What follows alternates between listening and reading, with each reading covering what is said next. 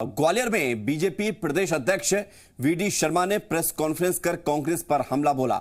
उन्होंने कहा कि ग्वालियर चंबल संभाग में कांग्रेस की चुनावी एक्टिविटी नजर नहीं आ रही है। वीडी शर्मा ने कहा कि प्रदेश में अब कमलनाथ एंड कंपनी काम कर रही है, कांग्रेस नहीं। उन्होंने कहा कि कांग्रेस अंतरकलह से जूझ रही है। कमलनाथ पर हमला बोलते हुए वीडी शर्मा ने कहा कि ग्वालियर चंबल संभाग की जनता ने क्या बिगाड़ा था जो कमलनाथ सरकार ने इस इलाके को विकास में सबसे पीछे धकेला। उन्होंने कहा कि अब कमलनाथ का इमोशनल ड्रामा नहीं चलने वाला। वीडी शर्मा ने बताया कि राजमाता विजया राजे सिंधिया की जन्म शताब्दी पर भारत सरकार 100 रुपए के सिक्के जारी करेगी।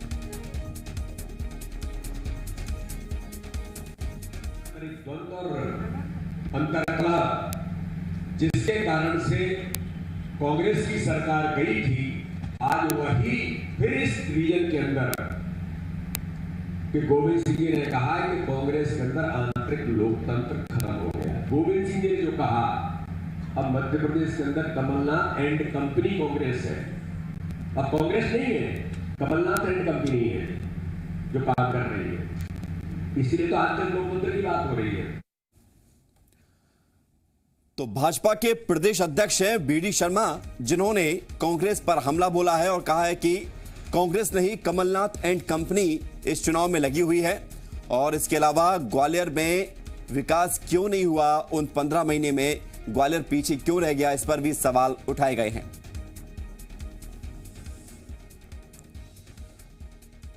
और हमारे साथ दो सहयोगी शैलेंद्र ग्वालियर से और प्रमोद शर्मा भोपाल से जुड़ रहे हैं। सबसे पहले शैलेंद्र, शुरुआत आपसे करेंगे। और लगातार कांग्रेस पर हमलावर है बीजेपी, और इस बार वीडी शर्मा ने कमलनाथ एंड कंपनी के आश्रय और सहारे कांग्रेस पर निशाना साधा है, ग्वालियर के विकास को मुद्दा बनाया है। बिल्कुल ठीक कहा विवेक आपने। जिस तरीके से जो मध्य प्रदेश में 28 उपचुनाव होने जा रहे हैं, उसमें सबसे अधिक चुनाव जो है वो ग्वालियर चंबल संभाग से हैं। ये वो इलाका है जहां 2018 में कांग्रेस को बड़ी बढ़त मिली थी और उसी की बदौलत सरकार भी बनी थी। लेकिन उतना ही सच ये है कि जब सरकार गई तो इस इलाके का बहुत महत्वपूर्ण योगदान रहा। ऐसे में अब जो चुनाव हो रहे हैं उसको लेकर प्रदेश अध्यक्ष वीडी शर्मा जो है कांग्रेस पर सवाल खड़े कर रहे हैं, कह रहे हैं कि कहाँ है कमलनाथ एंड कंपनी, अब चुनाव प्रचार में नज़र क्यों नहीं आ रही है। इसके साथ ही वो कह रहे हैं कि जो लोग सरकार को पर्दे के पीछे से चलाते थे, उनका इशारा सीधे तौर पर दिग्विजय सिंह और जो उनके सहयोगी लोग हैं उन पर है कि वो सरकार चला रहे थे, लेकिन जब सरकार गिर गई, अब जब दोबारा मध्य प्रदेश में उपचुनाव होने हैं तो ऐसे में वो लोग नज़र क्यों नहीं आ रहे हैं। इसके अलावा जिस तरीके से अभी आपने देखा होगा, कमलनाथ अपनी सभाओं में इस बात को कह रहे हैं कि आखिर उनका कसूर था क्या था जो उनकी सरकार गिरा दी गई। तो इस पर उन्होंने कहा है कि ग्वालियर चंबल संभाग के विकास को आपने तवज्जो नहीं दी, चंबल वाटर प्रोजेक्ट को आपने ठंडे बस्ते में डाला, चंबल एक्सप्रेस वे को आपने शुरू नहीं किया, युवाओं को रोजगार नहीं दिया, किसानों का कर्ज माफ नहीं किया, कन्यादान योजना की राशि आपने नहीं दी। तो ये तमाम जो योजनाएं थी, जो शिवराज सरकार द्वारा जनहितैषी योजनाएं संचालित की जा रही थी, जिनसे जनता को सीधा लाभ हो रहा था, वो योजनाएं आपने बंद की। ग्वालियर चंबल संभाग में आपने विकास नहीं किया और यही कारण रहा कि आपकी सरकार गिर गई। इसके अलावा वो साफ तौर पर ये कह रहे हैं कि मध्य प्रदेश में कांग्रेस जो है अब वो खत्म हो चुकी है, केवल कमलनाथ एंड कंपनी ही मध्य प्रदेश में कांग्रेस चला रही है और ऐसे में उनके दम पर सरकार बनाना बहुत मुश्किल नजर आ रहा है। और डॉक्टर गोविंद सिंह के एक बयान का हवाला देते हुए उन्होंने कहा कि जिस तरीके से कुछ दिन पहले डॉक्टर गोविंद सिंह ने ये कहा था कि कांग्रेस के अंदर आंतरिक लोकतंत्र खत्म हो गया है, तो उन्होंने कहा कि कांग्रेस के अंदर ही नहीं बल्कि कांग्रेस ने तो देश के लोकतंत्र को खत्म करने की बात की है। तो इस तरह के जो आरोप हैं, जो हमले हैं, बिल्कुल शैलेंद्र, और ये आरोप हमले ये उपचुनाव तक चलते रहेंगे। ये जनता के बीच जगह बनाने की जो कोशिशें हैं उपचुनाव से पहले, ये सारी कोशिशें जारी हैं। प्रमोद, आपकी तरफ आएंगे। और लगातार उपचुनाव को लेकर बीजेपी कांग्रेस एक दूसरे पर हमलावर है। इस बार ग्वालियर चंबल संभाग के विकास और कमलनाथ एंड कंपनी को लेकर, साथ ही इमोशनल मामले को लेकर मुद्दा बनाया गया है बीजेपी की तरफ से। देखिए, बिल्कुल बीजेपी जानती है कि उपचुनाव के जो नतीजे हैं, देखिए वो बेहद महत्वपूर्ण, वो ग्वालियर चंबल की सीटें हैं, सबसे ज़्यादा वहीं पर उपचुनाव होना है। ऐसे में देखिए ग्वालियर चंबल की जो उपचुनाव वाली जो सीटें हैं उनको साधना बेहद ज़रूरी है। यही वजह है कि देखिए बीजेपी के तमाम जो दिग्गज नेता है वो वहाँ पर डेरा डाले हुए हैं, क्योंकि वो इस बात को समझ रहे हैं कि प्रदेश की जो सत्ता का भविष्य है वो ग्वालियर चंबल की जो आगामी जो उपचुनाव वाली सीटें उनके नतीजे पर निर्भर करेगा। यही वजह है कि वहाँ से मैदान से कमलनाथ को घेरा जा रहा है, नए नए मुद्दे उखाड़े जा रहे हैं। उस बार वी डी शर्मा ने यह जिम्मा संभाला और साफ तौर पर ग्वालियर चंबल के विकास का राग अलापा है और कमलनाथ को घेरा है।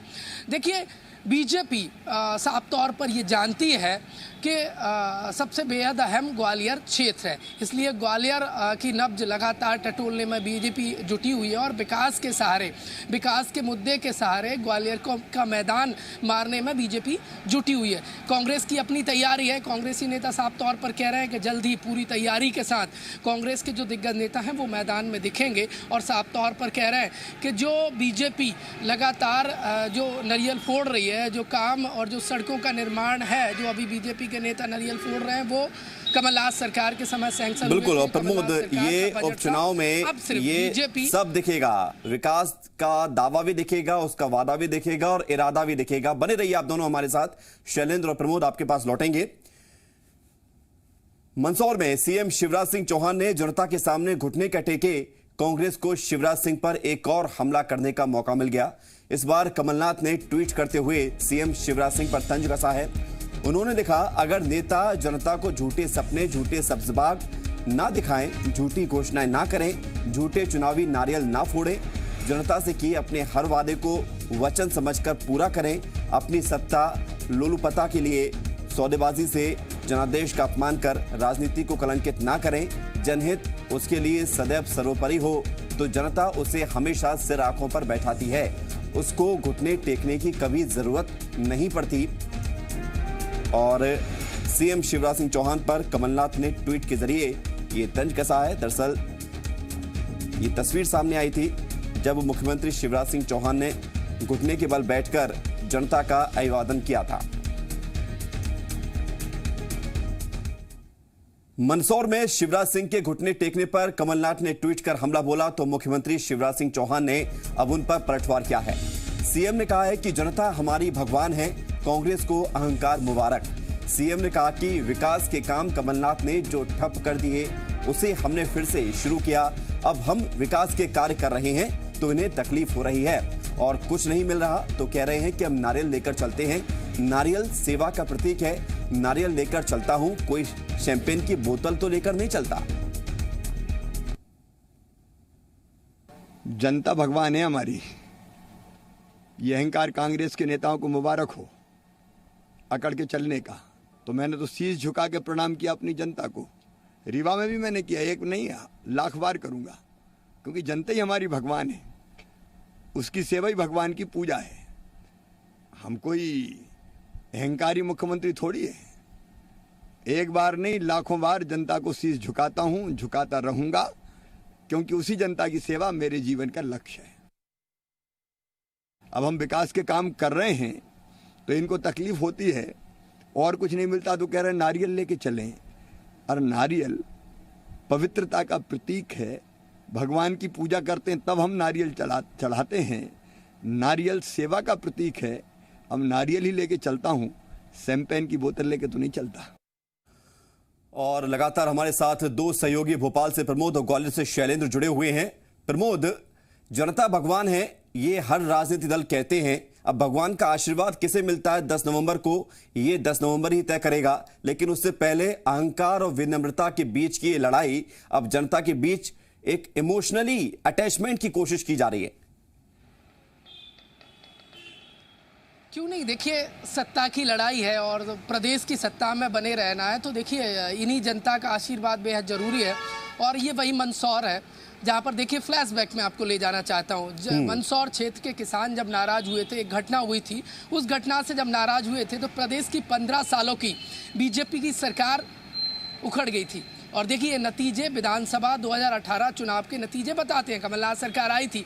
अब उसी भूमि से शिवराज सिंह चौहान जनता को इस तरीके से नतमस्तक होते हैं, मतलब साफ है। देखिए जो जनता नाराज है उसकी नाराजगी दूर करने के लिए शिवराज का ये अनोखा अंदाज मंच से देखा गया।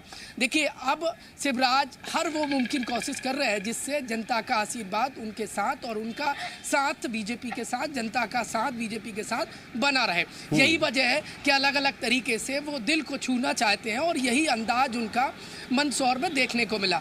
देखिए, साफ तौर पर कांग्रेस के निशाने पर आ गए और कमलनाथ निशाना साध रहे हैं कि यदि 15 सालों में आपने विकास के काम किए होते तो जनता विकास करने वालों को सिंहासन पर बिठाती, हमेशा सर पे बिठाती है, लेकिन जो जनता के साथ धोखा बिल्कुल ये जो बातें हैं ये सामने प्रमुख आ रही हैं और उपचुनाव में कोई किसी से पीछे नहीं रहने वाला। शैलेंद्र, नारियल का जिक्र एक बार फिर से चला है। हाल ही में इमरती देवी ने यही कहा था, उनका बयान भी सामने आया था, वीडियो वायरल हुआ था कि हमने महाराज और शिवराज से कह दी है कि नारियल झूठे नहीं सच्चे फोड़े। अब सीएम शिवराज सिंह चौहान नारियल को सेवा का प्रतीक बता रहे हैं। पूर्व मुख्यमंत्री नारियल को लेकर सीएम शिवराज सिंह चौहान पर निशाना साध रहे हैं। देखिए, बिल्कुल ये बात तो सही है कि नारियल जो है वो सेवा का प्रतीक है, लेकिन अगर इन वर्तमान भूमि पूजन और शिलान्यासों के परिप्रेक्ष्य में देखें तो केवल नारियल फोड़ देना और उपचुनाव के ठीक पहले नारियल फोड़ देना और ये जनता को यह बता देना कि आपके विकास के काम शुरू हो गए हैं, तो इतना ही काफ़ी नहीं है। क्योंकि 15 साल का पूरा इतिहास शिवराज सिंह चौहान का है और जिस तरीके से कांग्रेस भी लगातार आरोप लगाती रही है कि वो घोषणावीर मंत्री हैं। उनके समय में जितनी घोषणाएं हुई उतनी किसी भी मुख्यमंत्री के समय में घोषणाएं नहीं हुई, और अगर यदि उन पर पूरी तरीके से अमल हुआ होता तो मध्य प्रदेश आज जो है भारत का सबसे अच्छा प्रदेश होता। यही कारण है कि जो चाहे इमरती देवी हो, चाहे अपने ही दल में रहकर वो इस बात को जब कह रही हैं, ये सवाल खड़े कर रही हैं, तो कहीं ना कहीं वो ये इस बात को समझ रही हैं कि जनता के बीच में ये मैसेज है कि मध्य प्रदेश के मुख्यमंत्री नारियल तो फोड़ जाते हैं, यानी भूमि पूजन शिलान्यास तो कर जाते हैं, लेकिन वो काम पूरे नहीं हो पाते हैं। तो उसी को लेकर कांग्रेस लगातार तंज कस रही है कि केवल नारियल फोड़ देना भर से ही काम नहीं चलेगा। लेकिन इन तंज के बीच केवल नारियल यदि सेवा का प्रतीक है तो सेवा भाव को भी पूरा करना होगा, ये भी समझना होगा। बने रहिए आप हमारे साथ। शैलेंद्र और हमारे साथ प्रमोद आपके पास लौटते हैं। चंबल के बीहड़ों में कभी डाकुओं की बंदूकों की गूंज हुआ करती थी। ये डाकू खुद को बागी कहते थे। अब डाकुओं की गूंज तो खत्म हो गई, लेकिन सियासी बगावत का सिलसिला जारी है। विधायकों की बगावत ने कांग्रेस की सरकार गिरा दी। अब उपचुनाव में भी बागियों का बोलबाला है। ग्वालियर चंबल संभाग की 16 सीटों में बीजेपी के टिकट से 15 बागी मैदान में हैं। वहीं कांग्रेस ने भी 7 ऐसे प्रत्याशी मैदान में उतारे हैं जो दूसरी पार्टियों से बगावत करके आए हैं। ये प्रत्याशी दूसरी पार्टियों से चुनाव लड़ चुके हैं। केवल जौरा सीट पर पूर्व विधायक सुबेदार राजौदा बीजेपी के मूल कार्यकर्ता हैं। कांग्रेस ने सुमावली से अजय सिंह कुशवाहा, दिमनी से रविंद्र सिंह तोमर, अंबाद से सत्यप्रकाश सखवार को टिकट दिया है जो बीएसपी से चुनाव लड़ चुके हैं। ग्वालियर पूर्व से सतीश सिकरवार, डबरा से सुरेश राजे, बमोरी से केएल अग्रवाल कांग्रेस के चुनाव चिन्ह पर मैदान में हैं। ये पहले बीजेपी में थे। फूल सिंह बरैया बीएसपी में थे और बीजेपी से लौटकर कांग्रेस से लड़ रहे हैं अब चुनाव। बीजेपी का कहना है कि जो नेता बीजेपी से चुनाव लड़ रहे हैं वो जनता के हक के लिए कांग्रेस से बगावत करके आए हैं। वहीं कांग्रेस का कहना है कि गद्दार कांग्रेस छोड़कर गए हैं। 35 करोड़ का सौदा करके सरकार गिराई है। इस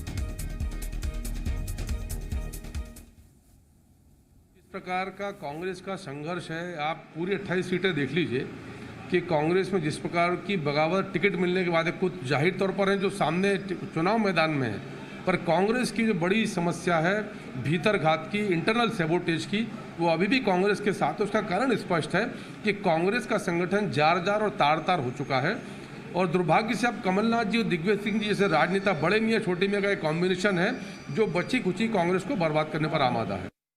अगर ये बागी होते हम स्वागत करते, लेकिन ये गद्दार हैं इसलिए स्वागत योग्य नहीं है। ये इन्होंने जो है अपनी पार्टी रूपी माँ से गद्दारी की है, इन्होंने उसकी पीठ में छुरा मारा है, तो ये कैसे इनकी क्षमता हो सकती है। चलती गाड़ी में टायर पंचर कर दो आप, चलती गाड़ी में आप जो है इंजन में शक्कर डाल दो, इस तरह की चीज़ें ये गद्दारी में आती हैं। इन्होंने ये काम किया है।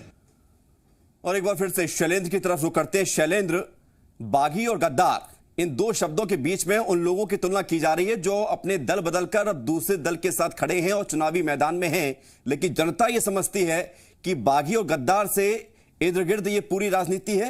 ये इसके पीछे और की क्या कहानी है? देखिए बिल्कुल आपने ठीक कहा कि ये बात बिल्कुल सही है कि ग्वालियर चंबल संभाग की 16 सीटों में से 15 सीटों पर बीजेपी के जो प्रत्याशी हैं वो कांग्रेस से आए हुए हैं। केवल सूबेदार सिंह रजौदा यहाँ से पहले भी विधायक रहे और बीजेपी के मूल कार्यकर्ता हैं। वही कांग्रेस की स्थिति जो आपने बताई बिल्कुल सही है, 6 से 7 विधायक जो प्रत्याशी ऐसे हैं जो दूसरे दलों से आए हैं। लेकिन जनता इस सबको जानती है। जो प्रत्याशी कांग्रेस के हैं वो अपने आप को बागी कह रहे हैं। वो ये कह रहे हैं कि हम तो उस समय बगावत करके आए कि जब सत्ता में कांग्रेस नहीं थी, उनके साथ इसलिए आए कि ताकि जनता के हकों को जिस तरीके से मारा गया, जिस तरीके से ये लोग 22 लोग जो गद्दारी करके सिंधिया के साथ गए और उन कहीं ना कहीं इससे जनता को जो है परेशान होना पड़ा। असमय जो है वो चुनाव हो रहे हैं, लोग परेशान हो रहे हैं और कोरोना के संक्रमण काल में जनता के ऊपर, जनता के लिए ये चुनाव जनता के द्वारा करवाया जा रहा है और जनता को ही लाया जा रहा है। प्रमोद, बागी गद्दार की लड़ाई एक तरफ, लेकिन कोई भी पार्टी बिल्कुल साफ नहीं है। मिलावट हर पार्टी में है। मिलावट से मतलब ये कि उनके दल के लोग इस दल में, इनके दल के लोग उस दल में, ऐसा होता रहा है और इस चुनाव में वही देखने को मिल रहा है। देखिए हालात लगभग एक जैसे हैं। देखिए जो बीजेपी की तरफ से प्रत्याशी हैं वो कांग्रेस से आए और जो कांग्रेस की तरफ से प्रत्याशी हैं वो बीजेपी की तरफ से आए, ऐसा कुछ हद तक देखा जा रहा है। देखिए लेकिन आरोप प्रत्यारोप का दौर जारी है। बीजेपी कांग्रेस पर निशाना साध रही है तो कांग्रेस बीजेपी पर निशाना साध रही है। लेकिन इन सब के बीच में देखिए जो विकास के मुद्दे हैं, जो जनता के हित के मुद्दे हैं, वो उपचुनाव में नज़र नहीं आ रहे हैं। सभी बात कर रहे हैं तो एक दूसरे पर निशाना साध रहे हैं। आपने कहा कि पहले चंबल में डाकू बागी होकर बगावत करते थे, लेकिन अब एक नया शब्द राजनीति में आ गया। मतलब साफ है विकास के जो मुद्दे हैं, विकास की जो बात है, फिलहाल वो ना तो कांग्रेस के, लेकिन प्रमोद जनता जो कि भगवान है चुनावों में, कम से कम चुनावों में तो भगवान है, उसके बाद रहे ना रहे अलग बात है। लेकिन जनता ये देखती है कि वाकई में मुद्दे उसके लिए जरूरत क्या है। जनता को यह भी समझ में आ रहा है कि कौन उनकी कितनी बातें कर रहा है। बहुत शुक्रिया आपका शैलेंद्र और प्रमोद हमारे साथ जुड़ने के लिए, तमाम जानकारी देने के लिए। इंदौर के सांवेर में लगे साधु शैतान वाले पोस्टर मामले में चुनाव आयोग से शिकायत को लेकर बीजेपी ने कांग्रेस पर हमला बोला है। बीजेपी ने कहा है कि कांग्रेस ने चुनाव आयोग से झूठी शिकायत की है। कांग्रेस चुनाव आयोग से एससी एक्ट के तहत कार्रवाई की मांग कर रही है, लेकिन एससी एक्ट कैसे संभव है? बीजेपी ने कहा कि हमने ना तो साधु की पहचान चिन्हित की और ना ही शैतान की। खुद को शैतान समझकर कांग्रेस ने शिकायत की है। साथ ही कांग्रेस पर वोटर्स को धमकी देने का आरोप लगाया और बीजेपी प्रत्याशी पर अभद्र टिप्पणी करने का आरोप लगाया। वहीं मामले में बीजेपी नेता उमेश शर्मा ने चुनाव आयोग को चुनौती देते हुए कहा कि चुनाव आयोग निष्पक्षता से जांच करे। कहा कि मेरे खिलाफ अगर कार्रवाई की तो ये समझ लें कि मधुमक्खी के छत्ते में हाथ डाला है। आपको बता दें कि उमेश शर्मा उपचुनाव में बीजेपी के इंदौर प्रभारी हैं। जिला निर्वाचन आयोग निष्पक्षता के साथ जांच करे, क्योंकि ये मामला इतना सामान्य नहीं है। जो आवेदन उन्होंने दिया है उस पर अगर उमेश शर्मा पर प्रकरण दर्ज करा जाता है तो ये समझ लेना कि बर्र के छत्ते में हाथ डाला है। हमने तो सांवेर के मतदाताओं से निवेदन करा है कि आपके इम्तिहान की घड़ी है, आप पहचान करिए साधु की और आप शिनाख्ती करिए शैतान की। तो ये काम मतदाता को करने का अवसर ही नहीं मिला। शैतान ने स्वयं की शिनाख्ती कर दी।